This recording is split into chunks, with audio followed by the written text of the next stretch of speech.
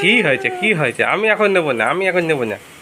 তুমি পাপু কাকার কোলে থাকো এখন, আমি এখন নেবো না। আসার জন্য লাফাচ্ছি আমার কাছে। আছো হাঁটি হাঁটি আছো, হাঁটি হাঁটি আছো, হাঁটি হাঁটি আছো, আচ্ছা আচ্ছা আচ্ছা।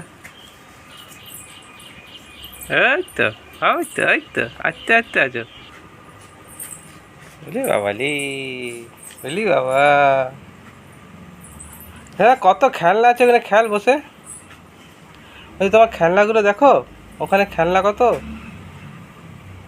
বসে বসে খেলো। এই কত খেলনা, এই যে কত খেলনা, খেলো খেলো, হ্যাঁ খেলো। নমস্কার বন্ধুরা, আবারও প্রতিদিনের মতো রান্নাঘরে চলে এসেছি। আজকে রান্না করব, আমাদের দাদাভাই নিয়েছে টাটকা কাতলা মাছ নিয়ে এসেছি। কাতলা মাছটা আজকে আমি ঝাল রান্না করব, সরষে পোস্ত দিয়ে ঝাল রান্না করব। আপনারা শুরু থেকে শেষ অবধি দেখবেন, খুব ভালো লাগবে দেখতে। উনুন ধরে কড়াই বসিয়ে দিয়েছি, এবার কড়াইয়ের মধ্যে সরষের তেল দিয়ে দেবো।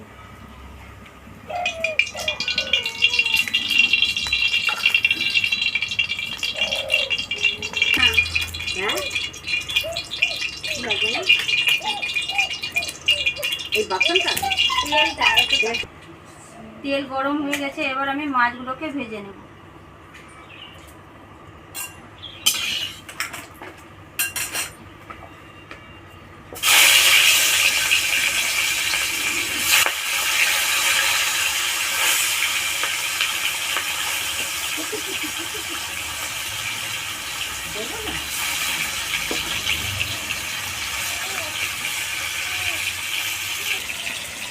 আহা, ঠাম্মি নাতনিকে হাওয়া করে। কি রে, খুব মজা লাগে না? হ্যাঁ, নাচের গরম লাগছে না।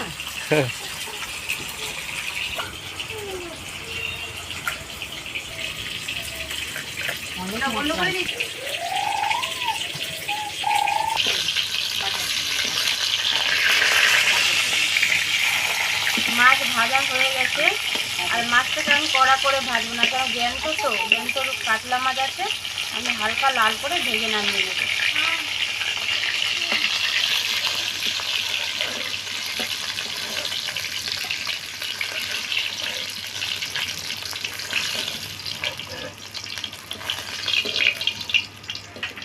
বাকি মাছটা আমি এভাবে ভেজে নেব।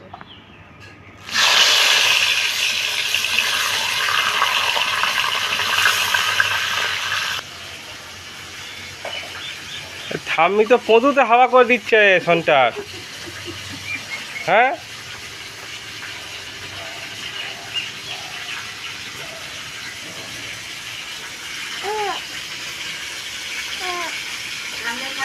গরমে বসবে না, গরমে বাইরে বসবে, কিন্তু ঘরে ফ্যান চলছে, ঘরে বসবে না।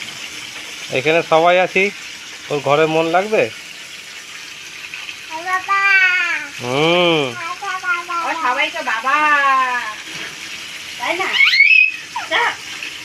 কাকা সিদ্ধ ভাতটা খেয়ে দিয়ে চলে গেল, পাঁচটাকে ধরে সিদ্ধ ভাত। আর শাক ভাজা ভাজাটা অনেক করে, ডালের উপরে শাক ভাজা, একটা তরকারি, মানে পেঁয়াজ রসুন দিয়ে শাক ভাজাটা খেতে খুব ভালো লাগে আপনাকে।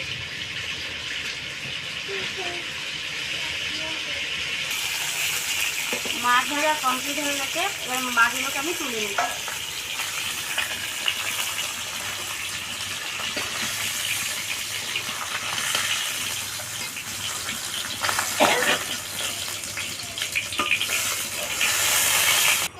মাছ ভাজা তেল তো কড়াইয়ে আছে, আমি আরো অল্প পরিমাণে তেল দিই। এবার তেলের মধ্যে কালো জিরে আর শুকনো লঙ্কা ফোড়ন দিই।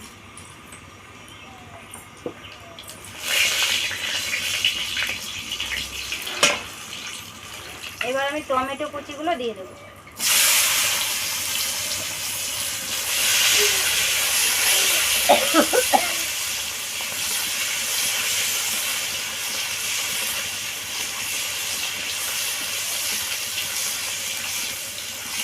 টমেটোটা হালকা লাল করে ভেজে নেবো, নেড়েছে। এবার আমি বাকি মশলাগুলো দেবো, অল্প পরিমাণে জল দিয়ে দিই, নাহলে কি টমেটোগুলো পুড়ে যাবে।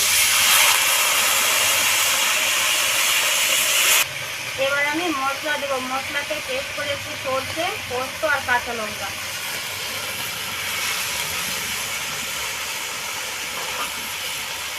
এর পরিমাণ মতো নুন দেবো। 1 চামচের মতো হলুদ গুঁড়ো দেবো। এবার কাশ্মীরি লঙ্কার গুঁড়ো কালারের জন্য দেবো। সব দেওয়া হয়ে গেছে, এবার আমি হালকা করে কষে নেব। বেশি কষবো না, যেহেতু সর্ষে দেওয়া আছে, বেশি কষানো যাবে না, নাহলে তেতো হয়ে যাবে। হালকা করে কষে জল দেবো।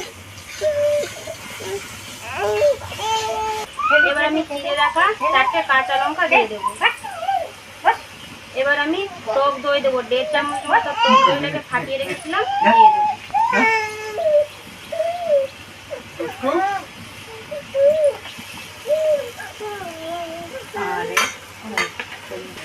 সর্ষে পোস্ততে টক দই দিয়ে যদি যে কোনো সবজি বা ঝাল রান্না করা যায়, তাহলে ওর স্বাদই কি সুন্দর উঠে, খেতেও খুব সুন্দর লাগে।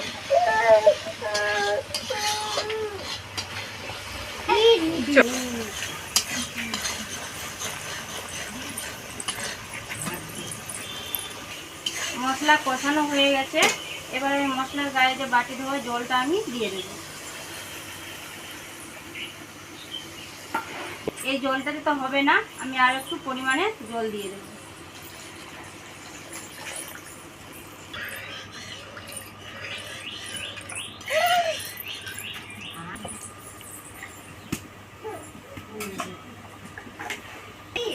ঝোল ফুটে গেছে, এবার আমি ভেজে রাখা মাছগুলো ঝোলের মধ্যে দিয়ে দেবো।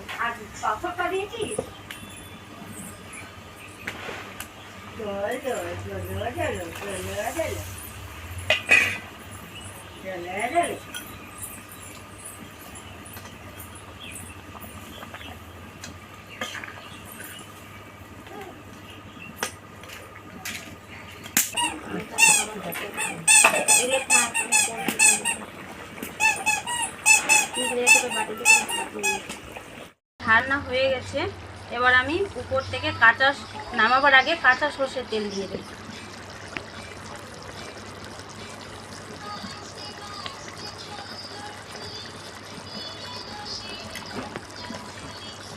এবার আমি ধনে পাতা দিয়ে দেবো উপর থেকে।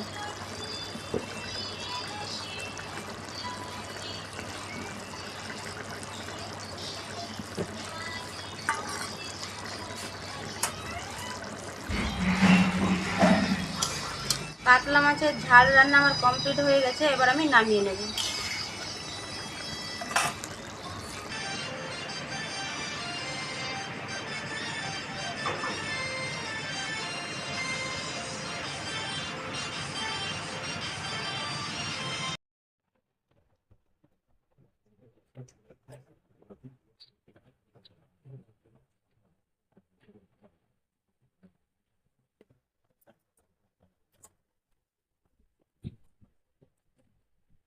আজকে আমি পাট ভাজা করেছিলাম, পাট শাকের ভাজা।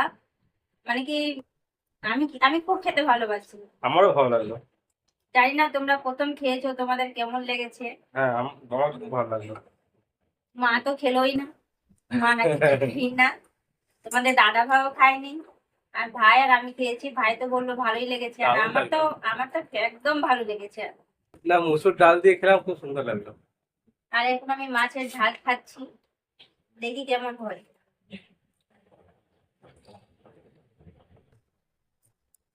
মাছের ঝালটা যা দেখতে হয়েছে না, খেতেও খুব সুন্দর হবে।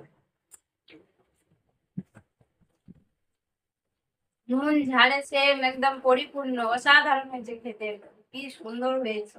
যারা টক দই দেওয়াতে আরো মানে টেস্টি বেড়ে গেছে। মেন হচ্ছে টক দই দেওয়াতে খুব সুন্দর হয়েছে। আর মাছের ঝালটা এইভাবে টক দিয়ে একদম ঝাল রান্না করে আপনারা খাবেন, দেখবেন খুব সুন্দর লাগবে খেতে। আর আমাদের রান্নাগুলো যদি আপনাদের কাছে ভালো লেগে থাকে, অবশ্যই লাইক কমেন্ট শেয়ার করবেন, আর সাবস্ক্রাইবটা অবশ্যই করবেন। ভালো থাকবেন, সুস্থ থাকবেন, দেখা হচ্ছে আবার পরের দিন।